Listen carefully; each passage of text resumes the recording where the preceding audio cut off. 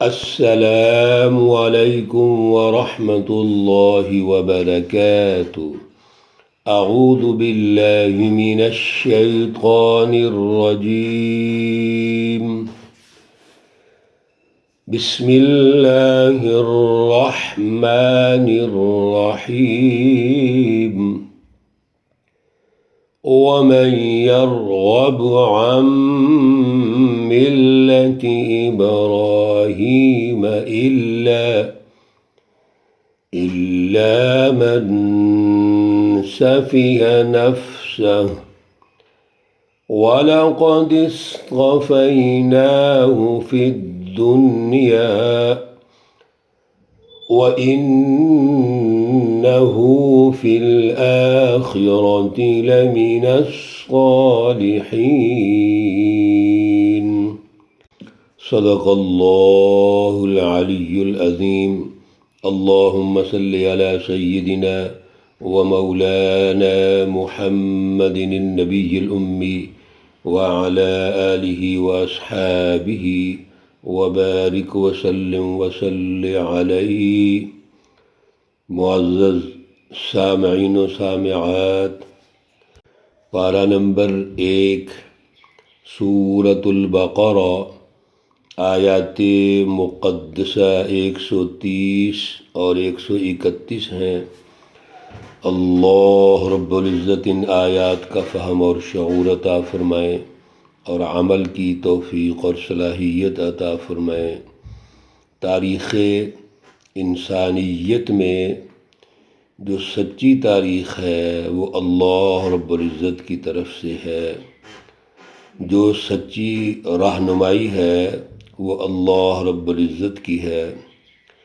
اللہ رب العزت حضرت ابراہیم اور حضرت اسماعیل علیہم السلام سے ہمیں تاریخ انسانیت کا تعارف کروا رہے ہیں، انبیاء علیہم السلام کا تعارف کروا رہے ہیں۔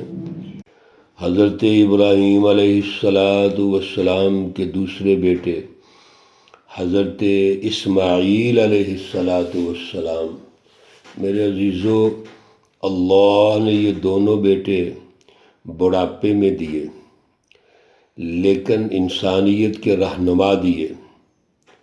اس لیے جو اولاد ہے وہ اللہ کسی وقت بھی دے دیں، اور دیں انسانیت کی خدمت والی، انسانیت کی رہنمائی والی، خوف خدا والی، انسانیت دوست، یہ اصل میں سرمایہ ہوتا ہے۔ اسماعیل علیہ السلام دیے، اور تقریباً 14 سال بعد اللہ نے اسحاق علیہ السلام عطا فرمائے، اور پھر اسحاق علیہ السلام سے پوری نسل بنی اسرائیل کا آغاز ہوتا ہے۔ یہ پورا سلسلہ عیسیٰ علیہ السلام تک چلتا ہے۔ حضرت اسماعیل علیہ السلام کی اولاد میں دعائیں کی ابراہیم علیہ السلام نے۔ پچھلے درس میں آپ نے یہی سنا ہے کہ اے اللہ، ہماری اس اولاد میں ایک رسول بھیج، اور رسول کیا کرے گا وہ بھی بتا دیا، وہ بھی ریکویسٹ کی، دعا کی، درخواست کی کہ اس رسول کا اتنا اونچا مرتبہ ہوگا، تمام انبیاء کا وارث ہوگا، اللہ کے آخری نبی ہیں، اور پھر جو تیرا آرڈیننس ہے، تیری آیات ہیں، تیری سچی رہنمائی ہے، اس کو حکمت کی بنیاد پر انسانی سچی جماعت کی تشکیل کر کے، ان کے قلوب کا تزکیہ کر کے ایک ایسی سوسائٹی تشکیل دیں گے جس میں خدا شناسی ہو، انسان دوستی ہو، عدل کا نظام ہو۔ یہ اصل میں ایک مشن ہے۔ آج کی آیات میں اللہ رب العزت بڑی اہم گفتگو ارشاد فرما رہے ہیں میرے عزیزو، کہ جو ابراہیمی مذہب سے یا ملت سے تعلق کا اظہار کرتے ہیں ان کے لیے ایک الرٹ ہے، کہ یہ جتنے بنی اسرائیلی ہیں یہ کہتے ہیں ہم اسحاق کو، یعقوب کو، ابراہیم کو مانتے ہیں۔ اسی طرح یہ مکۃ المکرمہ کے جو مشرکین ہیں یہ بھی کہتے ہیں، ان میں سے ایک گروہ ابراہیم علیہ السلام کو ماننے کا دعویٰ کرتا ہے۔ تو جب تم سب ابراہیم علیہ السلام کو مانتے ہو تو پھر ابراہیم کی تو یہ تاریخ ہے، یہ ان کی اولاد ہے، یہ سچی تاریخ ہے، یہ انسانیت کے رہبر ہیں، رہنما ہیں، اور آخر میں حضرت محمد صلی اللہ علیہ وسلم تشریف لائے ہیں، اور وہ ان تمام انبیاء کے وارث ہیں، سچی رہنمائی کے وارث ہیں۔ تو پھر ان کو کیوں نہیں تسلیم کرتے؟ بیانیے میں ابراہیم کا نام لیتے ہو، عملاً ابراہیم کے اس سلسلے کا انکار کرتے ہو۔ وَمَن يَرْغَبُ، واو اور من کون ہے، یرغب جو اعراض کرے، عن ملت ابراہیم، ابراہیم کی ملت سے، یرغب کے بعد عن آ جائے تو اس کا معنی ہوتا ہے اعراض کرے، دور ہو، چھوڑ دے۔ اور ملت ابراہیمی سے اعراض کرے گا، کون ایسا شخص ہو سکتا ہے؟ یہ ایک سوال اللہ تعالیٰ نے اٹھایا ہے کہ یہ ساری تاریخ جو اللہ ارشاد فرما رہے ہیں اس کے بعد بھی تم اعراض کرو گے؟ ہاں، اللہ نے فرمایا الا، حرف استثناء کے ساتھ، من صافی ہے نفس، جو اپنے آپ کو بے وقوف سمجھتا ہے، یعنی جو اپنے آپ کو سب کچھ سمجھے، یعنی بے وقوف ہو، وہی شخص ایسا کام کر سکتا ہے۔ وہ انسان جو اپنے شعور، اپنے علم، اپنی سمجھ کو نہیں بڑھانا چاہتا، وہ تو بے وقوف انسان ہے۔ یعنی اپنے نفس کو سب کچھ سمجھتا ہے، وہ اپنی خواہشات کو سب کچھ سمجھتا ہے۔ اس جملے میں اللہ رب العزت نے یہود و نصارہ کی اصل وجہ بتا دی جو آپ مسلسل سن رہے ہیں۔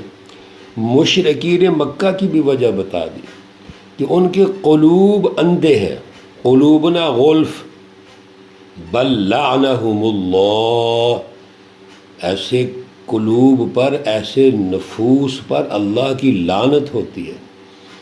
اللہ رب العزت بڑی وضاحت سے ارشاد فرماتے ہیں وَلَقَدِ اسْتَفَيْنَاهُ، تمہیں اس بات کا پتہ ہے سب کو، واو اور لام البتہ، قد تحقیق، اور البتہ تحقیق، استفیناہ میں نے منتخب کر دیا اس کو، فی دنیا، دنیا میں ہم نے اس کو منتخب کر لیا، چن لیا ہے۔ اللہ رب العزت نے ابراہیم علیہ السلام کو مرکز انسانیت بنا دیا، اور دونوں سلسلے جو اسرائیل اور اسماعیل آپ کی اولاد میں آئے، کتنے بڑے مرکز ہیں۔ اللہ رب العزت نے آپ کو جو اعلیٰ فلسفی، اعلیٰ پروگرام اور عملی نظام دیا، میرے عزیزوں، وہی آج اسوہ حسنہ ہے۔ آپ وقت کے نمرود سے مقابلہ کرتے ہیں، اللہ رب العزت کی اعلیٰ فکر فلسفہ توحید پیش کرتے ہیں، اس وقت کے نظام کو چیلنج کرتے ہیں۔ یہ نمرود کون ہے؟ وقت کا ظالم حکمران ہے جس سے آپ کا مقابلہ ہوتا ہے۔ وَإِنَّهُ فِي الْآخِرَةِ، اور بے شک وہ آخرت میں لَمِنَ الصَّالِحِينَ، نیک لوگوں میں سے ہوں گے۔ یہاں نیک سے کیا مراد ہے؟ وہ ذمہ داری جو میں نے ابراہیم کو سونپی ہے، وہ امتحانات میں کامیاب ہوئے، اپنی ذمہ داری پوری کی، اللہ رب العزت کے سامنے سرخرو ہوئے، تو دنیا میں بھی وہی کامیاب ہے، دنیا میں چن لیا ہم نے ان کو، اور آخرت میں بھی وہی کامیاب ہیں، سرخرو ہیں۔ اپنی ذمہ داری کو پورا کیا۔ جب صالح کا لفظ آتا ہے تو ہمارے اس فرسودہ نظام کے اندر بعض سکولرز جو یہ پیش کرتے ہیں کہ ارکان اسلام کر لیں، نماز روزہ کوئی چند رسوم کر لیں دین کی، صالح ہو گیا۔ میرے عزیزو، صالح کا تعلق پورے سسٹم سے ہوتا ہے۔ آپ کیا پورے سسٹم کو سمجھتے ہیں اور پھر اس پر عمل کرتے ہیں، اس کی اطاعت کرتے ہیں؟ اس لیے اگلی آیت میں سنو، اللہ رب العزت نے خود وضاحت فرمائی، ارشاد فرمایا، اذ قال لہ، جب کہا اس کو، ربہ، اس کے رب نے، اسلم، تو جھک جا، فرما بردار بن جا۔ یہ ایک لفظ اسلم یہ پورے سسٹم سے تعلق رکھتا ہے، پوری انفرادی اور اجتماعی زندگی سے تعلق رکھتا ہے۔ یہ کو محض ایک جزوی وقت سے یا جزوی دن سے یا جزوی سال سے تعلق تو نہیں رکھتا۔ جب کہا اس کو، ابراہیم علیہ السلام کو، ربہ، اس کے رب نے، اسلم، جھک جاؤ، فرما بردار بن جاؤ، قال، تو آپ نے فرمایا، اسلمت، میں فرما بردار ہو گیا، جھک گیا، لرب العالمین، جو عالمین کا رب ہے اس کے سامنے میں جھک گیا۔ کیا مطلب ہے اس کا؟ اب اس ایک لفظ کو سمجھ لو، ہم بھی مسلمان ہیں نا، ہم نے بھی یہ کہا ہوا ہے کہ اسلمت، اسلمنا، ہم نے تسلیم کر لیا، جھک گئے، فرما بردار ہو گئے۔ میرے عزیزو، ابراہیم علیہ السلام کی خصوصیت اللہ رب العزت ارشاد فرما رہے ہیں، ہم نے اس کو کہا کہ جھک جا، اسلم، فرما بردار بن جا، تو وہ اس نے کہا ٹھیک ہے، میں رب العالمین کے سامنے فرما بردار بن گیا۔ تو کیا ابراہیم علیہ السلام کی یہ تاریخ ہے؟ اے یہود و نصارہ، اے مشرکین مکہ، اور ہمیں مسلمانوں کو بھی آج یہ اللہ رب العزت تربیت فرما رہے ہیں، رہنمائی دے رہے ہیں۔ ابراہیم کیسے جھکے اللہ کے سامنے؟ وقت کے ظالم نمرود کا مقابلہ کیا، اس نے آپ کو آگ میں ڈالا، جو جو کر سکتا تھا اس نے کیا۔ تو کیا ابراہیم علیہ السلام اس کے سامنے جھکے یا اللہ کے سامنے جھکے؟ آپ اللہ کے سامنے جھک کر اس دور کے اندر، ظلم، شرک اور کفر کے دور میں، اعلیٰ پروگرام، اعلیٰ فلسفہ توحید کو پیش کرتے ہیں، اللہ کی پہچان پیدا کرتے ہیں، اللہ کے ساتھ لوگوں کو جوڑتے ہیں۔ اب اللہ کے مقابلے میں جو ظالم طاقت ہے اس کو کیسے برداشت کیا جائے؟ وہ تو کفر، شرک اور ظلم کا نشان ہے۔